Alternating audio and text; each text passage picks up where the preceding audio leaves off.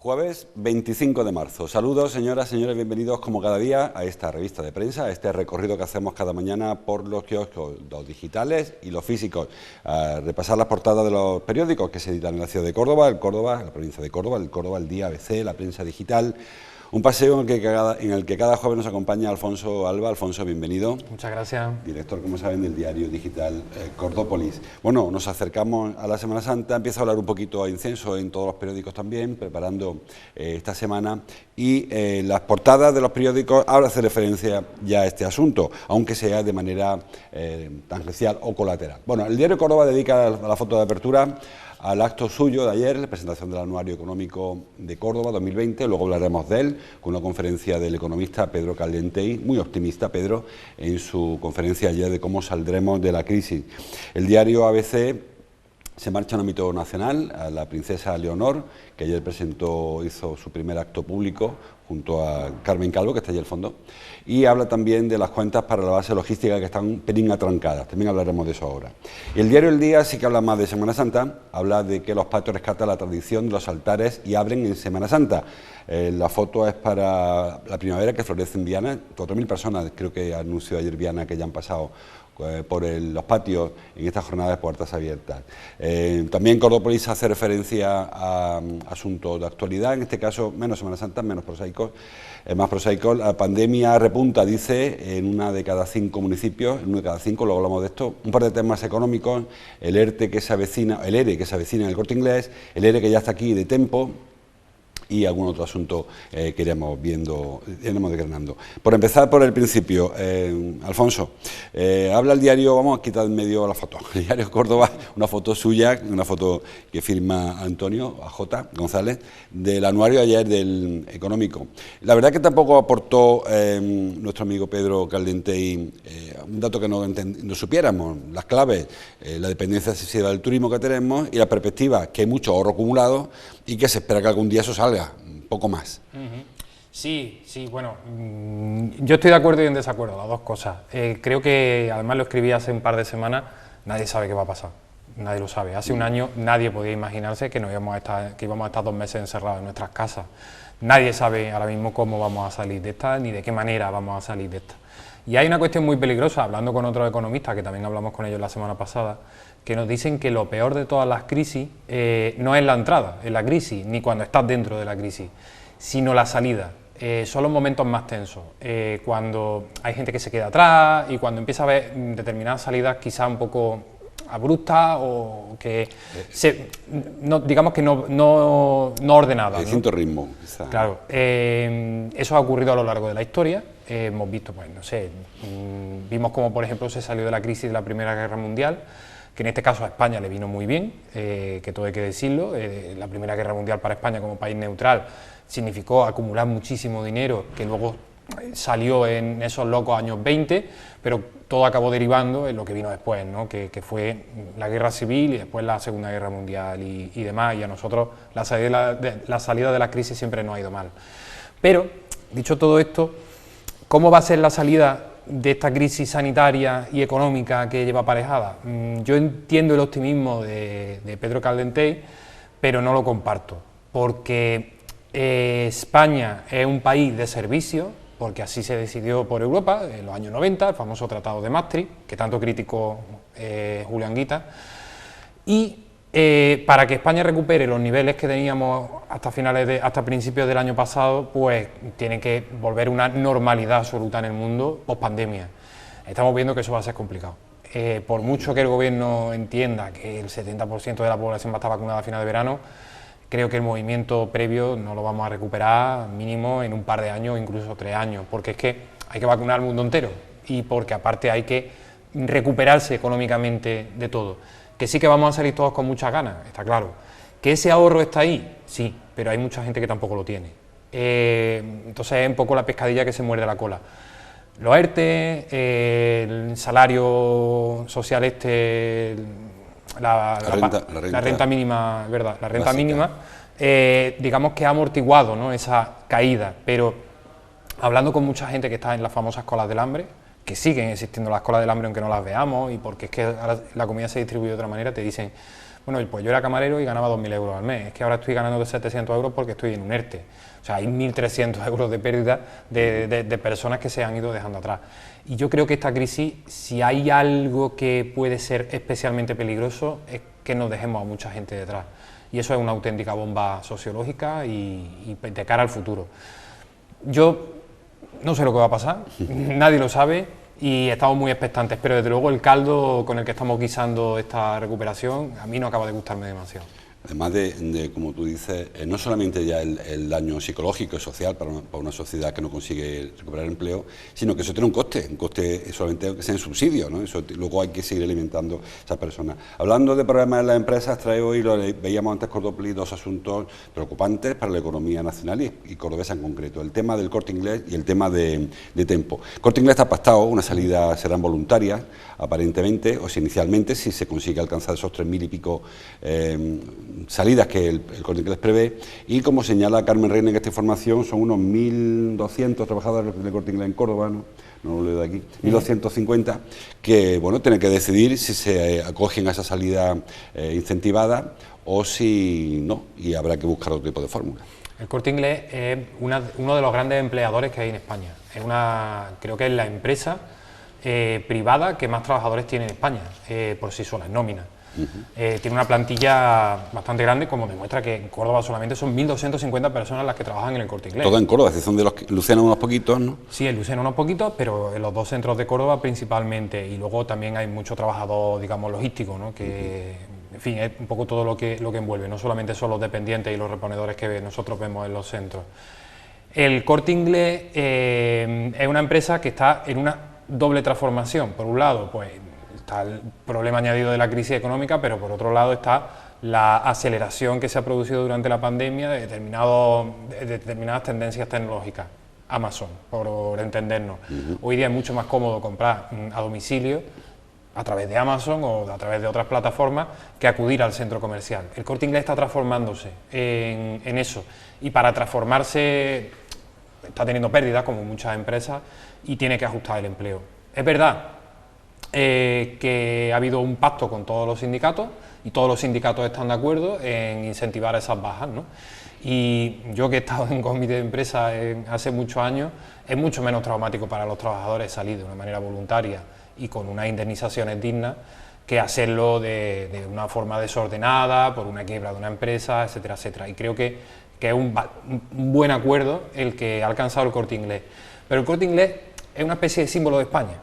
En la época del desarrollismo, finales del franquismo, principio de la democracia, cuando la economía iba a todo trapo, el Corte Inglés crecía y crecía y crecía. Y de hecho la llegada de un Corte Inglés a una gran ciudad era como una especie de acontecimiento, en plan, hemos entrado en la modernidad, tenemos un Corte Inglés, ¿no? Y que esté pasando esto ahora mismo con el Corte Inglés, que no se están anunciando de momento, quitando lo de Linares y creo que algún sitio más, cierres de centros comerciales del Corte Inglés, que esto esté ocurriendo es bastante significativo y tiene mucho que ver con lo que estábamos hablando al principio, ¿no? Que a ver cómo está siendo esta recuperación y a ver cómo vamos a transformar las empresas y vamos a transformar nuestra economía. De todas formas, el Corte Inglés tiene un sistema de venta que, bueno, hay que actualizar, porque además el cliente del Corte Inglés está envejeciendo y quizás no ha sabido llegar a la gente más joven como si ha habido otros establecimientos, ¿no? Hablo, por ejemplo, de la cadena Inditex, que sí que se ha transformado porque sus clientes son mucho más jóvenes. Corte Inglés le ha faltado quizá ese toque, ¿no? Y decir, bueno, siglo XXI, vamos a empezar con la venta online. Ellos siguen, el Corte Inglés, me lo comentaba una empleada de Corte Inglés un día, es la única institución o el único establecimiento que te acepta billete de 500 euros por deferencia al cliente. O sea, algo tan antiguo, ¿no? Como el cliente siempre lleva la razón, y ese concepto quizá es lo que le falta al Corte Inglés. Bueno, es verdad que están en ese proceso de transformación. Ha creado una cadena logística que quiere competir de tú a tú con Amazon para comercializar no solamente sus propios productos, sino convertirse también en una especie de proveedor intermediario de terceros, puede ser el camino, pero es verdad que es un camino duro, es un camino que el Corte Inglés tiene que asumir que no es fácil. Amazon es una multinacional, creo que es la empresa más importante que hay ahora mismo en el mundo y tiene un sistema de distribución muy perfeccionado. Al Corte Inglés yo creo que le falta porque el gran reto era poder hacer entregas en menos de 48 horas, que es que nosotros nos metemos en internet y que tengamos nuestro paquetito en 2 días en la puerta de nuestra casa, es como magia, ¿no? Es como cuando abres el grifo y sale agua, ¿no? Pero detrás de todo eso hay una complejidad impresionante, y en eso es lo que quiere competir ahora mismo el Corte Inglés. No va a ser fácil esa transformación y, bueno, dependerá mucho sobre todo del servicio al cliente, que es el que tú comentabas, que yo creo que no es un concepto, que es un concepto antiguo, pero que no creo que tiene que ser un mal concepto, que yo creo que es un gran valor en el que el cliente casi siempre lleva la razón. Sabemos que hay clientes que no la llevan, obviamente, y que intentan estafar y demás, pero que ese servicio postventa, que tan importante ha sido siempre para el Corte Inglés, es lo que yo creo que sí se va a valorar a partir de ahora. Y que valora mucho el comercio de cercanía. Hay alguna campaña de la Junta de Andalucía potenciando esa cercanía y ese producto local, producto regional, producto con garantías, que creo que con la llegada de Amazon y de las plataformas AliExpress, etcétera, se ha perdido un poco. Ahora comprar algo no sabes que te va a llegar. El otro concepto sí que era mucho más. Bueno, seguimos avanzando. Otra empresa con más problemas todavía, o bastantes más que el Corte Inglés, es Tempo.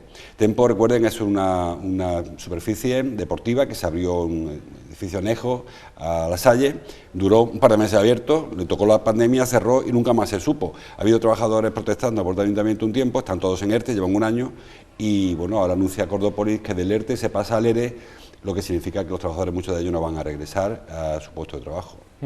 Sí, así es. Ayer estuvimos hablando con responsables de la empresa y nos decían que los empresarios pues que no podían seguir adelante porque no tenían la licencia de actividad para poder explotar el gimnasio tal y como estaba pedida en urbanismo, y que los 70 trabajadores que se habían contratado pues que tenían que aplicarle un ERE.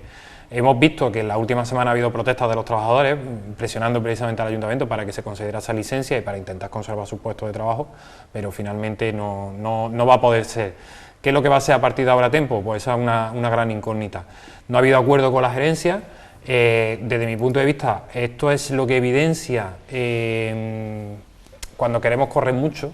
Me refiero a la administración, ¿no? Las famosas declaraciones responsables. Hay actividades que no pueden regirse por una declaración responsable, y este es el caso de Tempo. Si Tempo no hubiera obtenido la declaración responsable, probablemente no estaría donde está ahora. Estaría en otro sitio, no se habría desarrollado la inversión, se habría quedado la obra a la mitad, no se habría contratado a los trabajadores, entiendo. Pero con esa declaración responsable que se firmó en su día, Tempo está donde está ahora, que es la quiebra absoluta. En cualquier caso, Alfonso, perdona, la declaración responsable está muy mal interpretada, porque cuando tú firmas una declaración responsable, tú declaras responsablemente que tienes todos los papeles. Si luego no lo tienes, habrá una declaración que era o irresponsable o fraudulenta incluso. Es decir, claro, que yo creo que aquí se está haciendo una manga ancha con yo firmo un papelito, venga para adentro, y creo que ese venga para adentro tiene que tener luego un tipo de responsabilidad, por la declaración responsable precisamente. Claro, es que ese es el problema. Cuando tú no tienes licencia, no tienes licencia y no puedes desarrollar ningún tipo de actividad. Pero si tienes declaración responsable, como tú bien dices, pues venga, tú para adentro, ¿no? Es como, te permito que pongas más veladores. Ya lo presentaré después. Claro, lo que está pasando ahora, poner más veladores, ya pediremos el permiso después, ¿no? Pues claro, llegan los veladores a la rotonda, que es lo que estamos viendo un poco, ¿no? Pues en el caso de la declaración responsable es lo mismo, ¿eh? Determinadas actividades, sobre todo nuevas actividades, no deberían regirse por declaraciones responsables. Sí que las actividades un poco más pequeñas, yo entiendo que para agilizar la administración debería ser así, pero esta, ya vemos lo que ha ocurrido con una empresa. Tempo habla de que ellos han desarrollado una inversión de 11 millones de euros, que es muchísimo dinero. Se han arruinado personas y, por supuesto, son 70 familias, 70 trabajadores que tenían un puesto de trabajo bastante bueno hace un año largo y que ahora mismo pues están en un ERE y que muchos pues no han podido reciclarse porque estaban incluso en un ERTE. O sea, la situación de Tempo es bastante compleja y luego también nos tiene que hacer un poco reflexionar sobre el modelo de ciudad, ¿no? Y un poco a lo que vamos. Tempo estaba asociado a un colegio, en este caso La Salle, que había ampliado sus instalaciones deportivas, que como se trata de un colegio concertado para intentar financiarse o autofinanciarse, cede sus instalaciones deportivas a un tercero, en este caso Tempo. Y Tempo, que no solamente quiere explotar las instalaciones deportivas, quiere convertirlo eso en algo más, ¿no? Que es una especie de centro recreativo deportivo. Y los vecinos se quejan. puede que con razón o sin razón, la gerencia en este caso se la ha dado, de que allí no se pueden permitir ese tipo de actividades, que eso no puede ser... Los vecinos hablaban de una discoteca, yo creo que exagerando un poco, pero que sí que un lugar recreativo donde iba a haber otro tipo de actividad que no fuera la meramente deportiva. Entonces entramos en este conflicto en el que yo creo que todos nos merecemos una reflexión un poco sobre hacia dónde vamos y qué ciudad queremos, ¿no? Sobre todo en el asunto del uso indebido de los espacios. No digo que sea el mismo caso, pero también el Colegio Cervantes, Maristas y la Fuensanta, lleva una operación similar. También está planteándose externalizar una parte de su espacio para que lo explote una empresa, dándole servicios al colegio y al mismo tiempo dando servicios al barrio, que no me parece mala fórmula en principio, pero bueno, ajustémonos. El caso de La Salle, que el de Tempo, había que respetar o cumplir los mismos horarios que el colegio, había que mantener pues todo lo que el colegio tiene, porque era el mismo colegio. De hecho, ocupaba el comedor del colegio, lo ocupaban ellos. Es decir, que esa relación colegio, en el caso del colegio, me da igual que es un colegio que otra cosa, habría que regularla, legislar de otra manera, vendo la parcela, lo saco del colegio, pero esa fórmula tan extraña, no sé yo si es la correcta. No, porque aparte provoca tensiones. Tú has citado el caso de Cervantes, que es verdad que nosotros lo publicamos la semana pasada, que es que la gerencia le ha caducado la licencia al Colegio Cervantes, porque llegó a tener una licencia, pero se la ha caducado por desacuerdos y por distintas denuncias por parte de los vecinos, de que pues había... la cafetería no tenía licencia de música ni de apertura hasta determinada hora y según los vecinos estaba abierta hasta altas horas de la noche. Ha ido la policía local, ha levantado diferentes actas y finalmente le han clausurado esa licencia, y es que las instalaciones deportivas que hay allí construidas que no se pueden usar. Ahora mismo Tempo tiene unos campos de fútbol maravillosos que cada vez que uno pasa por allí por la puerta le entran un montón de ganas de echar un partido, ¿no? Pero es que tampoco se puede usar de momento, precisamente por este tipo de problemas. Por eso yo creo que, en fin, que para algo está la legislación, ¿no? Sí. Y que el tema de las declaraciones responsables nos puede conducir a este tipo de situaciones desagradables, que es que ahora se para una actividad y ya no sabemos cuándo se va a retomar. Yo no tengo ni idea de cuándo se van a poder usar las construcciones que se han hecho allí en Tempo. Entiendo que algún día se usarán, pero que va a pasar bastante tiempo en este caso, ¿no? Bastante tiempo. Yo insisto con el tema de la declaración responsable, porque hay muchos concursos en los que se resuelve toda la parte, todo el sobre uno famoso, con una declaración responsable. Pero eso no significa que no tengas que tenerlo, significa que lo presentaré después. Es una agilización. En este caso, creo, y hablaba Alfonso de los veladores y otras muchas licencias, que es que parece como que yo firmo aquello, cheque en blanco, y ya tenga o no tenga, cumpla o no cumpla los requisitos, me lo van a dar. No, eso solamente es una especie de dámelo mientras que yo gestiono el resto de cosas. Pero aquí estaba claro que faltaban cosas por resolver, como se ha visto después a los pocos meses. Más asuntos. El diario El Día, por ejemplo, abre la portada hablando de una actividad, una iniciativa que se presentó ayer, que se llama los Jueves Santos, los patios, creo. Dice el diario El Día, los patios rescatan la tradición de los altares y abren en Semana Santa. Bueno, antes de empezar con el asunto, yo no sé qué tradición es. Yo lo he leído otras veces. Según Ricardo de Monti, en el siglo XIX había tradición de que la gente iba a los patios. Y en ese siglo no había patio, era las casas de cada uno, no sé dónde estaba el patio ahí. Sí, yo iba a hacerte lo mismo, porque bueno, yo también es verdad que no he vivido de pequeño en Córdoba, tampoco tengo tantos años, pero yo no he visto esa tradición pero nunca. En el siglo XIX hablamos, y Ricardo de Monti escribió las crónicas en los años 15, 20, no sé qué tradición es esa. No, yo tampoco, yo es verdad que me he leído la información y no acabo de entenderlo demasiado. Sí que en los patios había azulejos a San Rafael y alguna virgen y algún nazareno. Pero el concepto de patio es Cruz Conde, si antes de la Cruz Conde no había patio realmente. No, de hecho se cumple un siglo del famoso concurso de los patios. Los patios existían en Córdoba, existían en Madrid, existían en Sevilla, existían en muchos sitios, porque sabemos que viene de la herencia romana, que luego por supuesto desarrollaron los árabes y que en fin nos quedamos con eso, que es la manera de construir, ¿no? y de tener luz sin tener que dar a la calle, ¿no? que tenemos, y luego por supuesto la convivencia vecinal.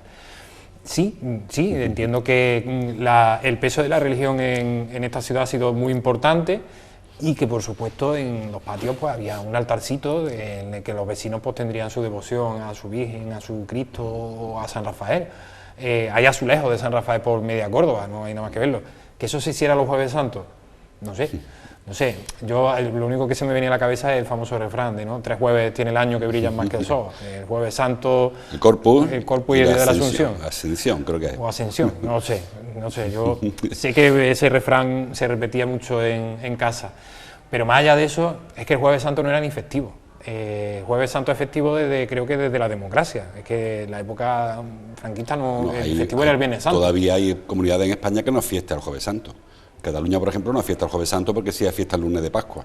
Claro, por tanto, que eso sea una tradición, bueno, podemos decir, más que recuperar la tradición, que vamos a inventarnos una nueva tradición o que intentamos escarbar en estas cosas, porque si empezamos a irnos ya tan atrás, vamos a tener que rescatar los ritos iberos, ¿no?, que eran una tradición en la Córdoba de... Recuerda eso, los ingleses que son muy de tirar un queso rodando por un cerro y cuando bajan dos detrás de él ya una tradición de correr detrás de un queso. Que yo en cualquier caso, sin bromear mucho, yo respeto lógicamente todo este asunto, me parece una buena iniciativa. Por otra parte, conocimos hace un par de días la iniciativa de las saetas de la judería.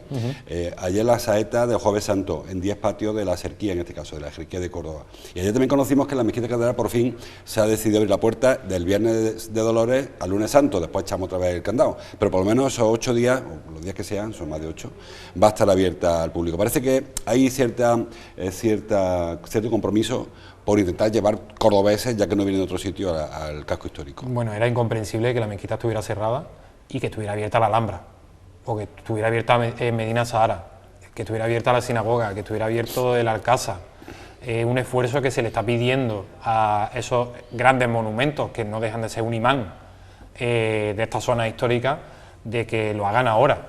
Y creo que evidencia un poco la diferencia entre que algo esté dirigido por una institución pública, que al final somos todos, o esté dirigido por una institución privada, como en este caso el Cabildo. Darse un paseo durante esta semana por la judería, es que se te caían los pelos del sombrajo, era bastante triste porque estaba absolutamente todo cerrado. Yo, de hecho, no entiendo cómo los comerciantes y hosteleros del entorno de la mezquita no han protestado de una manera más visible, ¿no? No sé si es que ven al Cabildo como una institución a la que no se le puede protestar nunca, pero sí al Ayuntamiento. No se le debe protestar. O no se le debe protestar, ¿no? Pero al Ayuntamiento sí, y a la Junta también, pero al Cabildo no. Y yo entiendo que esto es un enorme error. Sí, el Cabildo perdió 9 millones de euros en el año 2020, según han dicho, más que perder, dejó de ganar 9 millones de euros en el año 2020 por haber tenido cerrada la mezquita. Pues sí, pero es que creo que, según sus propias cuentas, tenían metidos en fondos de inversión del orden de 20 o 30 millones de euros, no sé la cifra exacta ahora mismo, incluso podría ser más, ¿no? Todo beneficios que han obtenido de la venta de entrada a los turistas para la mezquita. Por tanto, creo que, en fin... Además, el Cabildo en su día aseguró que no había despedido a nadie, no había nadie en ERTE, con lo cual los gastos son los mismos abriendo que sin abrir. Un gastito más habrá, porque habrá que trabajar más para limpiar, pero el resto ellos aseguran que sus vigilantes siguen trabajando y siguen cobrando, que los taquilleros aseguran siguen cobrando porque no van a entrar en ERTE. Yo no conozco las cuentas, pero eso así lo dijeron, y que se está manteniendo un tipo de actividad, con lo cual les cuesta lo mismo abrir que cerrar. Entonces no sé si les cuesta lo mismo, pues que lo abran. De todas formas, tampoco pasa nada si piden un ERTE, lo están pidiendo todas las empresas. Es que ese instrumento está ahí, a disposición, que lo ha puesto el gobierno a disposición de todos los españoles y de todas las empresas, para que no se nos caiga la economía, como hemos hablado al principio. No hay ningún problema en que lo hagan. ¿Por qué no lo hacen? Ya no lo sé. Creo que también es que te auditan las cuentas de otra manera cuando pides un ERTE. También hay que decirlo. Y digamos que va a estar mucho más vigilado por Hacienda cuando aplica un ERTE que si no lo aplicase. Entiendo yo. Pero es verdad lo que tú dices, no tiene sentido. Que sí, que la mezquita, que no va a ir casi nadie. Bueno, pues los pocos cordobeses que queramos ir a ver la mezquita sin turistas, creo que nos merecemos esa oportunidad. ¿Que lo vamos a hacer ahora en Semana Santa? Sí. ¿Que podríamos hacerlo el resto del año? Pues no sé, es cuestión de inventarnos cosas. Estamos viendo que los cordobeses, creo que lo hablamos aquí el jueves pasado, somos los que estamos volcándonos en el turismo local. El fin de semana es muy difícil encontrar una mesa en un restaurante de Córdoba o en un bar de Córdoba, es muy complicado, porque todos queremos estar en una terraza, todos tenemos muchas ganas de salir y el poco dinero que tenemos nos lo queremos gastar disfrutando, ¿no? Pero si te vas al entorno de la mezquita, está todo cerrado. Sí. Por tanto, yo creo que al menos que nos den esa oportunidad de este monumento, que de todos los cordobeses, o así es como nos lo quieren hacer ver, que no lo construyó el Cabildo, que lo construyó Aderramán. pues por lo menos que podamos disfrutarlo. Decía Laura Roda, lo comentamos ayer, que de los 270 establecimientos de la judería abren 4 de lunes a jueves, ¿eh? Solamente 4, el resto tienen la presión echada porque no hay nada que hacer en la judería, porque la mayoría se dedica a vender postales, a vender camisetas, porque también ese proceso de gentrificación que en su día denunciamos, cómo han seguido los vecinos, hubiese sentido un vecino, decía Laura Roda, en toda la judería, pues tiene estas consecuencias, que el día que no hay turistas, no hay nadie, ni turistas, ni vecinos, ni nadie, porque nos hemos dedicado a expulsarlo. Claro, nos convertimos en una especie de escenario de cartón piedra. Venecia, el casco histórico de Córdoba ahora mismo es como Venecia. Cuando no hay público, pues no hay actores. Bueno, seguimos avanzando, que se nos echa el tiempo encima. Decía Alfonso que solamente los públicos hacen el esfuerzo de mantener la actividad. Pues mira, Viana, que es privado, también ha mantenido la actividad y está haciendo un esfuerzo importante. La Fundación Cajasur, Fundación Viana, por mantener la actividad y por movilizar un poquito la zona de Santa Marina. Pero es que a las pruebas me remito, es que según los datos de la Fundación Cajasur, 4.000 cordobeses han visitado los patios de Viana. Es verdad que 4.000 personas en la mezquita es muy poco, creo que antes de la pandemia entraban 10.000 personas al día en la mezquita, pero bueno, es una manera de diversificar la oferta, de que los cordobeses podamos tener otro tipo de esparcimiento, ¿no? Y un esparcimiento seguro, porque visitar los patios de Viana con una limitación de aforo y por supuesto porque la mayor parte de la visita al aire libre es maravilloso, y que podamos redescubrir nuestra ciudad. En un futuro ya se la enseñaremos a los turistas que vengan a visitarnos, pero que ahora mismo podamos reencontrarnos con nuestra ciudad. Bueno, vamos a un par de asuntos que nos quedan pendientes, ya es casi la hora. Dice el diario BBC que las cuentas municipales para la base logística abocadas al bloqueo. Dijo ayer el Bellido que hay plan A y plan B. Bueno, a ver si el plan A se resuelve, porque estamos ya prácticamente en abril y seguimos todavía a ver el plan A en qué consiste. Vox se le ha atragantado las cuentas, Vox se ha puesto farruca, con mucho cariño para Pablo Badanelli, pero es verdad que está especialmente beligerante contra las cuentas y dijo ella que da igual ahora en abril que en julio. No sé cuándo piensan aprobar estas cuentas. O si las aprueban, porque ya una vez que pase el verano tampoco tiene mucho sentido aprobar el presupuesto. Yo creo que el equipo de gobierno está tranquilo porque utiliza el comodín de la base logística, que es un dinero que hace falta tenerlo en caja para poder entregárselo a cuentas del Ministerio de Defensa y que puedan iniciarse rápidamente los trabajos, y cuentan con que al menos el PSOE se va a abstener en esas cuentas. Las puede presentar perfectamente, yo creo que por eso están tranquilos, y de ahí la beligerancia un poco de Vox. Yo creo que ese comodín que existe, el PSOE no se va a poner a las cuentas, se está utilizando para escenificar esta especie de teatro, pero en un momento extraño, ¿no? Porque es como una especie de sesión cordobesa o andaluza, ¿no? En un momento en el que el PP va a necesitar a Vox para formar gobierno, entre ellos el de Madrid, porque según nos indican las encuestas, Isabel Díaz Ayuso no va a sacar mayoría absoluta, pero sí que la tendría con Vox, ¿no? O sea, entraría en el gobierno de Madrid, se le ha abierto la puerta a que entren en el gobierno de Murcia, y aquí en Córdoba se están peleando con ellos. En fin, es un poco la excepción cordobesa, que ya sabes que siempre vamos un pasito atrás. En cualquier caso, yo creo que también un poquito de teatrillo, un poquito de forzar a ver hasta dónde llegamos. Telegráficamente, el mercado del Alcázar recupera su fisonomía. Ayer lo anunció Salvador Fuentes. Va a ser un centro cívico, un centro vecinal, que es algo que los vecinos demandan hace muchísimo tiempo, porque la zona aquella tiene una carencia importante de dotacional. Bueno, ha sido mucho tiempo y además se le han propuesto muchos usos, que si va a ser el IESA, si un museo de cofrade incluso. Al final, centro cívico. Sí. Bueno, el diseño además es maravilloso porque se recupera el diseño original de lo que era un mercado al aire libre, que son mercados, sobre todo para productos perecederos, siempre se dijeron que tenían que estar en entornos cerrados, ¿no? Para evitar contagios y contaminaciones. Pero sí, el proyecto la verdad que está muy chulo.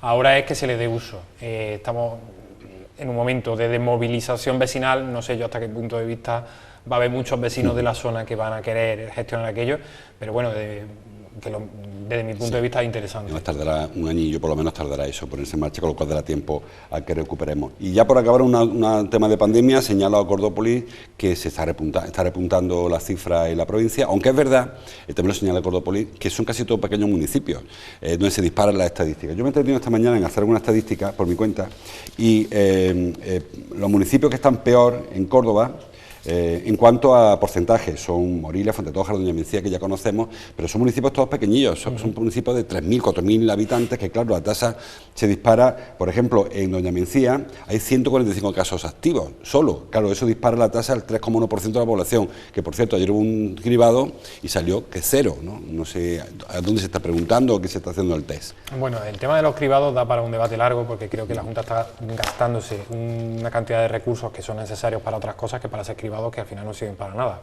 No ha salido nadie. En Doña Mencía sabemos que hay más de 130 contagios.